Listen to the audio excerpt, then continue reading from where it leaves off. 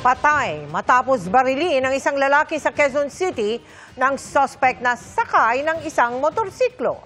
Ang nahulikam na insidente. Tinutukan ni James Agustin. Kita sa kuha ng CCTV ang pagdating ng magkaangkas sa motorsiklo sa Kasing-Kasing Street sa Barangay East Camias, Quezon City pasado alas 2:30 na madaling araw kanina.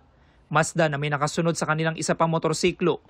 Pumarada ang unang motorsiklo at nang bumaba ang angkas, pinaputukan siya ng rider na nakasakay sa ikalawang motorsiklo. Bumulagta ang biktima sa kalsada. Ang kanyang kasama napatakbo papalayo ng kaunti matapos tutukan din ng baril. Nangyari ang insidente ilang metro ang layo sa barangay hall, kaya nakaresponde agad ang mga tanod. Sinubukan nilang harangin ng gunman pero nakatakas siya.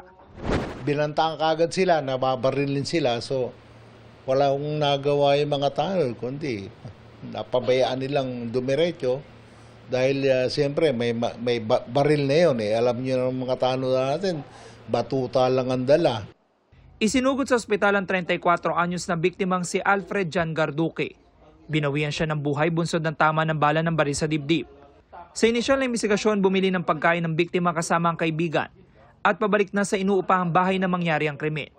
Ilang personal na gamit din ng biktima ang tinangay umano ng gunman. Pagkabaril, nakita may alahas, so kinuha yung relo sa bracelet according po sa mga tanod. Iginagulat ng kaanak ang pangyayari. Ang kapatid ng biktima may naiisip na posibleng mga motibo pero tumanggi muna siyang idetalye ito. Palaisipan pa ako pero parang dalawang anggulo ang nakikita rin kasi. Investigation na lang siguro yung antayin natin po, yung mga investigador. Patuloy ang follow-up operation ng pulisya para matukoy ang pagkakakilanlan ng salari. Umaasa naman ang kaanak na makakamit nila ang hustisya. May mensahe rin sila sa gunman. Magtrabaho kayo ng patas. Hindi yung ganitong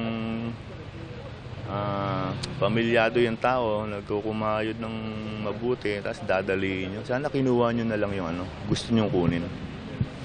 Pero maniwala naman ako mahuhuli ka. May karma rin sa'yo. Para sa GMA Integrated News, James Agustin, nakatutok, 24 oras.